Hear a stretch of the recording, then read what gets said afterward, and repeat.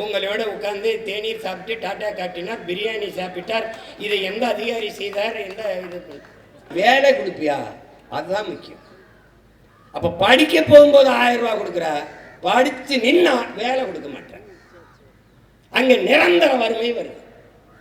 இப்ப இதுல இழக்கிற 24,000 கோடி, 2 ஆண்டுக்கு 24,000-25,000 கோடி இழக்கிறியே. இந்த பணத்தை எப்படி ஈட்ட? ஏற்கனவே 10 லட்சம் கோடி கடனை தொற்றுச்சு இந்த நாடு. முன்னாள் நிதியமைச்சர் ஐயா பிடிஆர் பழனிவேல் தியாகராஜன் சொல்றாரு, போக்குவரத்து துறைக்கும் மின்துறைக்கும் 1 லட்சம் கோடி கடன் இழப்பீடு இருக்குன்னு. ஒரு நாளைக்கு 87 கோடியே அதை வட்டி கட்டுறோம்னு சொல்றாரு.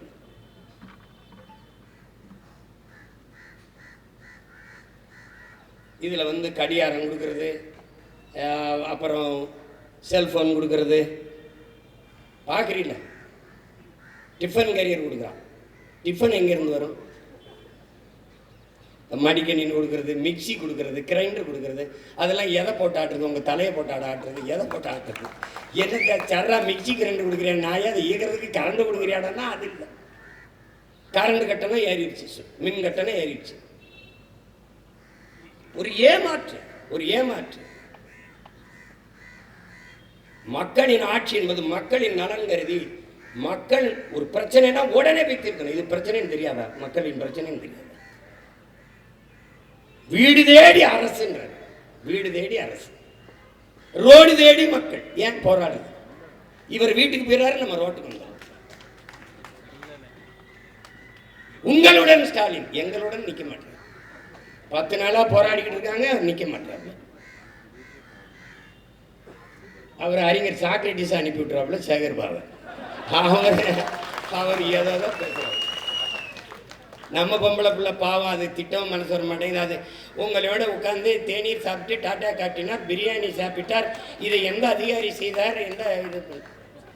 அவங்க தாத்தாவை நான் வேற ஒரே மேடையில் வேற பேசிட்டு ரொம்ப பாசமாக வேற பழகி தொலைச்சிட்டோம். என்ன தேவை நடந்துருச்சு இந்த நாட்டில். அங்கே போகும்போது எப்படியாவது இந்த பிரச்சனையை சரி பண்ணுங்கிறாங்க. அவன் பாரதி பாவம் போராடி போராடி அந்த உழைக்கும் மக்களுக்கு கூட நின்று ஒரு உழைக்கும் மக்கள் உரிமை இயக்கம்னு ஒன்று வச்சு போராடிட்டு இருக்காங்க. நமக்குன்னு நிற்கிறதுக்கு தலைமை இல்லாமல் போயிடுச்சு. தங்கச்சி சாலினி சொன்ன மாதிரி, தம்பி ஆம்ஸ்டாங்கெல்லாம் இருந்திருந்தா அந்த இடத்துல ஸ்ட்ராங்காக நின்றுப்பான். இப்போ நம்ம இத்தனை அன்னைக்கு தம்பியெல்லாம் நின்றுருந்தா அப்படி கவனிக்காமல் இருக்கீங்க. ஆம்ஸ்டாங் கொலை இவங்களுக்கு தெரியாமல் நடந்துருச்சாடே, யாராவது சொல்லுங்கடா. இவங்களுக்கு தெரியாமல் நடந்துருச்சுன்னு சொல்றியா? ஆதி குடிகளில் தலைநகருக்குள் அந்த மக்களுக்கென்று வலிமையான தலைமைகள் உருவாகக்கூடாதுங்கிறது அவங்களுடைய நோக்கம். இங்க எங்க நம்ம இது இருக்குது? சேப்பாக்கம் முழுமைக்கும் இருந்தது நம்ம தான். இப்போ இருக்கமா? செம்மஞ்சேரி, கண்ணகி நகர், கல்லுக்குட்டை, பெரும்பாக்கத்தில் இருக்கவங்க யார்? ஆதி குடி. இந்த நிலத்திலேயே, சென்னையிலே, தமிழகத்தின் தலைநகரில் ஆதி தமிழ் குடிகள் இருக்கக்கூடாது என்பது 2 பெரும் திராவிட கட்சிகளின் திட்டம். அவ்வளவரையும் திட்டமிட்டு வெளியேற்றணும். அன்னைக்கு நம்ம அதிகாரமற்ற நிலைமை, நம்ம மட்டும்தான் நின்று மக்களோட போராடலாம். முடியல. தூக்கி வாழ்விடத்திலிருந்து வேற இடத்துல தூக்கி வீசி விட்டான். ஒன்றும் பண்ண முடியல. நான் திரும்ப திரும்ப கேட்டேன், இந்த இடத்தை, என் மக்களுடைய வாழ்விடத்தை பறிக்கிறியே, இந்த இடத்தை யாருக்கு கொடுப்பீங்கன்னு கேட்டேன். பதிலே கிடையாது. அது உங்களுக்கு பேச்சு இல்லை, அங்க இருக்கு வீடு, போ சொல்லுங்கன்ட்டு.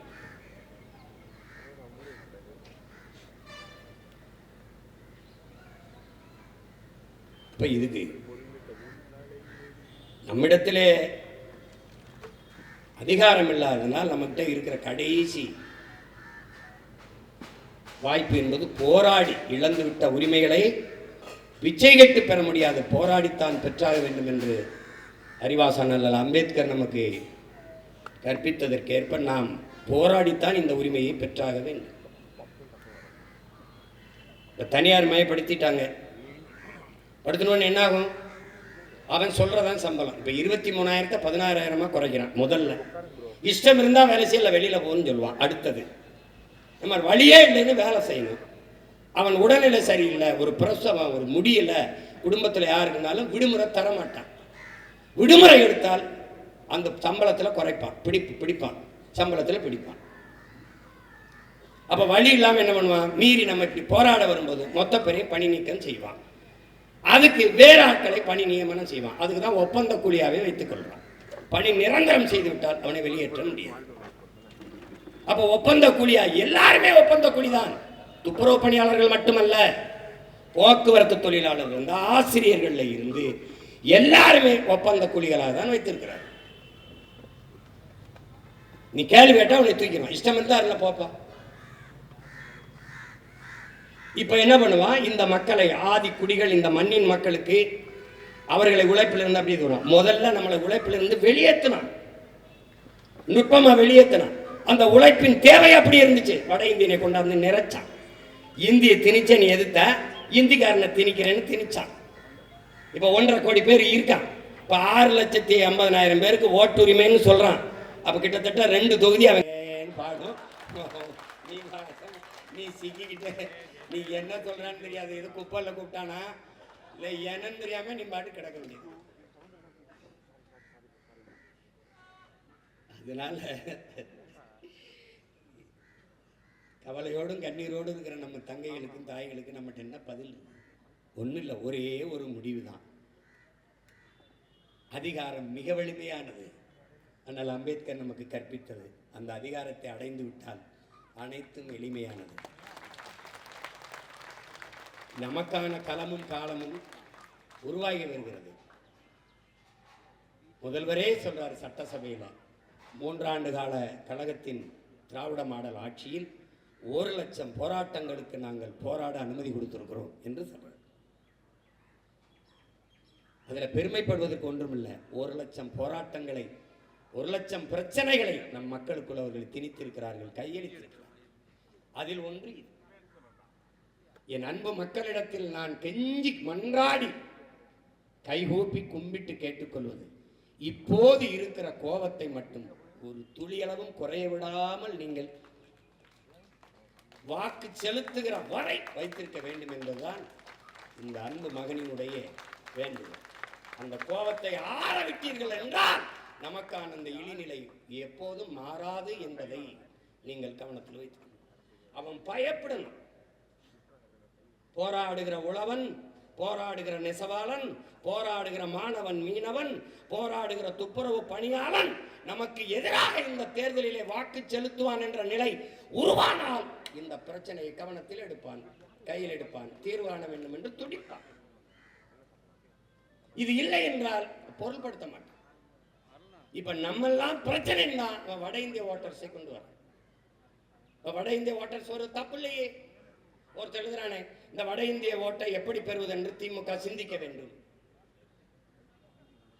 நான் ஈரோடு கிழக்கில் வேலை செஞ்சுக்கிட்டு இருக்கும்போது அங்கே இருக்கிற தொழிற்சாலைகளை வேலை செய்கிற வட இந்தியர்கள் அந்தந்த கட்சி ஒன்றிய செயலாளர், நகர செயலாளர், அந்த மாவட்ட செயலாளரை பார்த்து, எங்ககிட்ட ஒரு 500 ஓட்டு இருக்கு, நீங்கள் எவ்வளோ கொடுப்பீங்க, நாங்கள் உங்களுக்கு போடுறோம் என்று அவன் நம்மக்கிட்ட 500 ஓட்டு இருக்கு, எவ்வளோ காசு கொடுக்குறீங்க, உங்களுக்கு போடுறோம்னு வந்து பேரம் பேசுகிறான். என்கிட்டேன்னு பேசுகிறாப்புல. யார் பேசுகிறா? இந்த ஆட்சியாளர்கள் கட்சியில் இருக்கிற ஒன்றிய செயலாளர், நகர செயலாளர் என்கிட்ட பேசுகிறான். இப்படி பேசுகிறான்னு எழுதி வச்சுக்க. இன்னைக்கு நமது மக்கள் வீதியில் இருக்கிறது போல நாம் எல்லோரும் ஒரு நாள் வீதியில் உட்கார்ற காலத்தை இவன் உருவாக்குவான். இந்த திராவிட ஆட்சியில் இருந்ததுன்னா முழுக்க முழுக்க நம்மளை தெருவில் தூக்கி போடும். சொந்த நாட்டு குடியில கமிஷன் வாங்கிட்டு தெருவில் தூக்கி போட்டான்டா. கமிஷன். ஒரு முதலாளி ராம்கிங்கிற நிறுவனம் யாரு? யார் அவர்? சென்னையை தூய்மையா வைத்துக் கொள்ளணும். நான் எங்கேயும் கோயிலில் நேர்ந்துக்கிட்டானா? நான் உங்க மாநிலத்தை, உங்க நகரத்தை சுத்தம் பண்ணி தரேன்னா சொல்லு.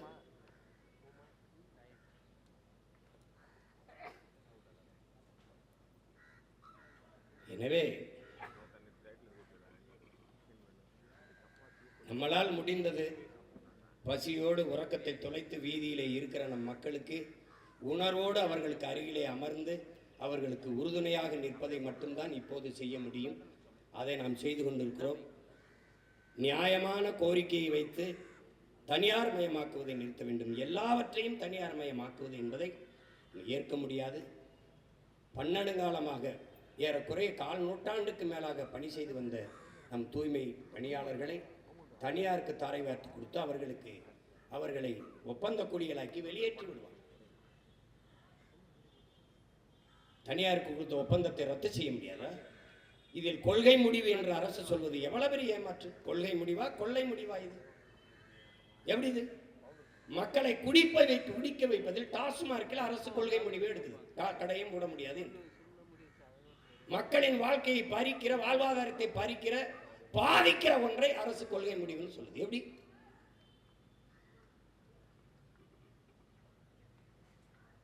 ஒரு முதலாளி ஒப்பந்தம் எடுக்கிற ஒரு முதலாளி வாழ இத்தனை ஆயிரக்கணக்கான தொழிலாளர்களின் நலனை குப்பையாக்குது. இதை ஏற்க முடியாது. தொடர்ந்து நாங்கள் எதிர்த்து போராடுவோம். என் மக்கள் களத்தை விட்டு வெளியேறினாலும் இந்த கோரிக்கை வைத்து நாங்கள் நாம் தமிழர் பிள்ளைகள் தொடர்ந்து களத்தில் நிற்போம். நீங்கள் இந்த தனியார் ஒப்பந்தத்தை ரத்து செய்த என் மக்களுக்கு பணி நிரந்தரம் கொடுத்து செய்யவில்லை என்றால் ஒரு நாள் தமிழ் தேசிய அரசு, நாம் தமிழர் அரசு மலரும். 2026 படைப்போம் புதிய அரசியல் வரலாறு என்ற முழக்கத்தை முன்வைத்து களத்திலே நிற்கிற பிள்ளைகள் உறுதியாக நாங்கள் வென்று முடிப்போம். அன்றைய மக்களின் துயர் துடைப்போம், கண்ணீர் துடைப்போம். இந்த உறுதியை பசியோடு போராடி கொண்டிருக்கிற எனது அன்பு சொந்தங்களுக்கு இந்த மகன் கொடுக்கிறேன். அரசு இந்த கோரிக்கையை ஏற்கவில்லை என்றால் மீண்டும் மீண்டும் களத்திற்கு வந்து மக்களோடு நின்று கோரிக்கை நிறைவேறும் வரை போராடுவோம் என்கிற உறுதி அளிக்கிறேன். நன்றி, வணக்கம். நாம் தமிழர்.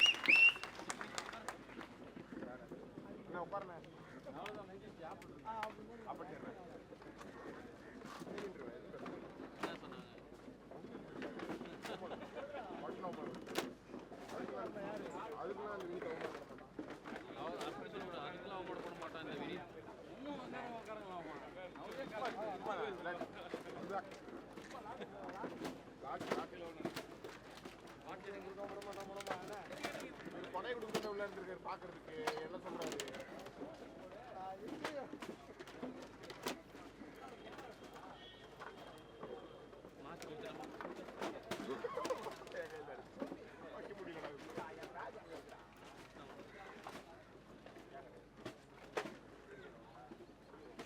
கோகுல்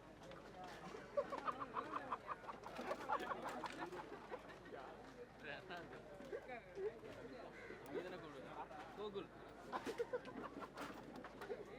கோகுலா அத்தா